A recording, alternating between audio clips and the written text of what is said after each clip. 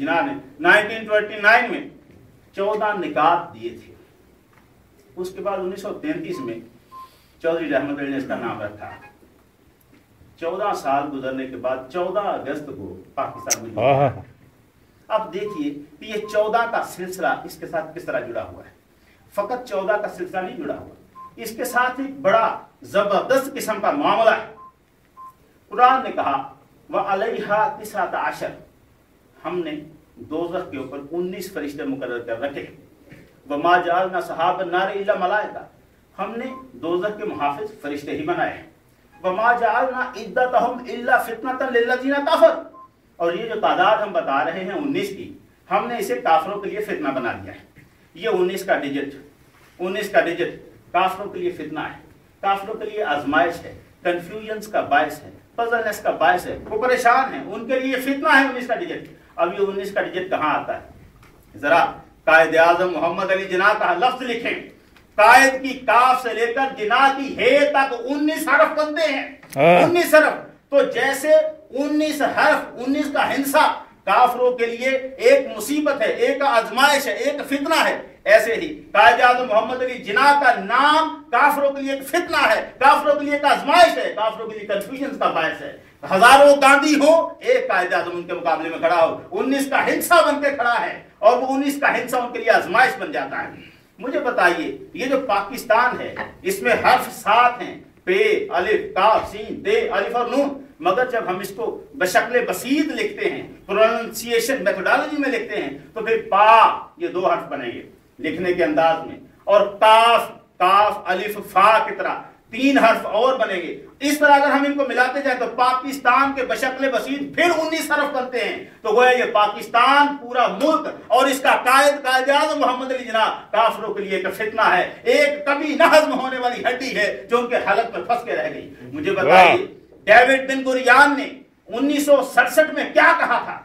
1967 में डेविड बिन गुरियान के लफ्ज क्या हैं? उसने कहा, देखो, the world Zionist movement should not be neglectful of the dangers of Pakistan to it. पूरी इस सहयूनी तहरीकों को, इस पाकिस्तान के खतरात को नजरअंदाज नहीं करना चाहिए। And Pakistan now should be its first target. अब हमारा सबसे पहला टारगेट पाकिस्तान को होना चाहिए। क्यों पाकिस्तान को होना चाहिए? For this ideological state is a threat to our existence, क्योंकि यही एक मुल्क है जो हमारी बका के लिए खतरा बन चुका है। जिंदाबाद इसराइल।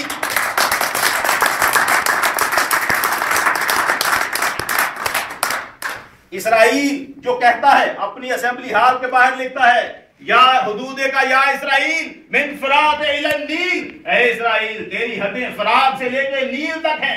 वही इसराइल अगर कांपता है तो किसके नाम से? इसी पाकिस्तान के नाम से। वो पाकिस्तान जो 19 हरफों पर मुश्तमिल है, वो पाकिस्तान जिसका कायद आज़म मोहम्मद अली जिन्ना 19 हरफों पर मुश्तमिल है, वो 19 का डिजिट जिसकी, देखिए हमारे पास ये 19 का डिजिट बड़ा मोहतरम है, इसलिए हमारी पहली सूरह है सूरह अलग, इसकी आयत 19 है।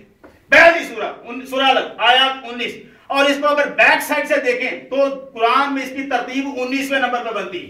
हमारी बिस्मिल्लाहिर्रहमानिर्रहीम जो हर सूरत के शुरू में लिखी जाती है, उसके हरूफ कितने हैं? 19। फिर परवरदिगार आलम ने कुरान को बेमिसल कहा और इरशाद फरमाया, कुल ला इन इज्तमाअतिल इंसु वल जिन्नु अला अन यातू बिमिस्लि हाज़ल कुरान ला यातूना बिमिस्लिही वलौ कान बादुहुम लिबादिन ज़हीरा। अगर कह दीजिए, आप फरमा दीजिए पैगंबर अकरम, अगर ये जिन्न और इंस मिल जाएं और इस कुरान के जैसा कुरान लाना चाहें तो ये नहीं ला सकते, ये इस कुरान की मिसल नहीं ला सकते, बेशक ये एक दूसरे के मददगार बन जाएं। सवाल ये जो आया मुबारका कुरान को बेमिसल साबित करती है, इसके हरूफ भी 19, इसके कलिमात भी 19 हैं। तो परवरदिगार आलम ने, देखिए, ला हौला वला कुव्वता इल्ला बिल्लाह, हरूफ कितने हैं? 19। ला इलाहा इल्लल्लाह वहदहु ला शरीका लहु लहुल मुल्कु व लहुल हम्द व हुवा अला कुल्लि शैइन कदीर, हरूफ कितने, कलिमात कितने हैं? 19। तो 19 का इस तरह से परवरदिगार आलम ने रखा। बिस्मिल्लाहिर्रहमानिर्रहीम, पहला कलिमा बिस्म, बा सीन मीम बिस्म, और आखिरी कलिमा अर्रहीम। देखें कुरान में किस तरह से आए हैं, बिस्म का कलिमा कुरान में 137 टाइम्स आया है और अर्रहीम का कलिमा कुरान में 224 टाइम्स आया है। इन दोनों को अगर हम मिलाते हैं तो बनता है 361 और 361 किसी और का स्क्वायर बन ही नहीं सकता सिवाय 19 के। 19 को 19 से मल्टीप्लाई करें तो फिर 361 आता है। तो गोया कुरान में 19 के हिस्से को अहमियत दे दी गई। वो जो 19 का हिस्सा था, वो जो 19 का हिस्सा था उसे कायद की शख्सियत में मौला ने दाखिल कर दिया। कायद आज़म मोहम्मद अली जिन्नाह 19 हरफों पर मुश्तमल, पाकिस्तान बशक्ल बसीत 19 हरफों पर मुश्तमल। अब ये कायद आज़म और पाकिस्तान का संगम भी देखें क्या है, क्या अजीब है। कायद आज़म का यौम पैदाइश 25 दिसंबर, कायद आज़म का यौम वफात 11 सितंबर, पाकिस्तान का यौम क़याम 14 अगस्त। हर साल ये तीनों दिन, तीनों तारीखें एक ही दिन पर आती हैं। अगर 11 सितंबर जुमेरात को होगी तो 14 अगस्त भी जुमेरात को होगी, 25 दिसंबर भी जुमेरात को होगा।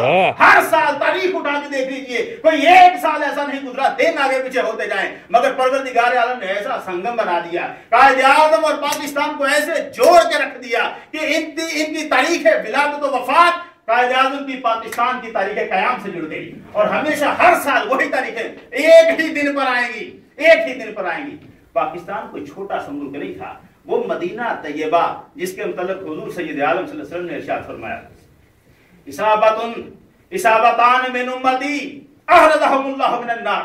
मेरी उम्मत में दो जमातें ऐसी हैं जिनको परवरदिगार आलम ने दोज़ख से आजाद कर दिया। दो जमातें, इसाबतुन तग़ज़ू फिल हिंद, एक जमात वो है जो हिंदुस्तान में जिहाद करेगी, वह इसाबतुन तकून मा ईसा इब्न मरियम, और दूसरी जमात वो जो ईसा इब्न मरियम के साथ रहेगी। अब देखिए, एक जमात इन दोनों में से कौन सी है जो हिंदुस्तान में जिहाद करेगी? अब वो हिंदुस्तान में जिहाद करने वाली जमात अहरजहुमुल्लाहु मिनन नार, अल्लाह ने उसे जहन्नम से आजाद कर दिया। बताइए, हिंदुस्तान में जिहाद करने वाली जमात पाकिस्तान के अलावा कौन सी है? एक पाकिस्तानी तो है जो जमात बन के काफिर के मुंह पर खड़ा है और उसको ललकार दे रहा है। हुजूर सैयद आलम सल्लल्लाहु अलैहि वसल्लम की ये इस उम्मत की पासबानी का काम अब कौन कर रहा है? ये पाकिस्तान। वो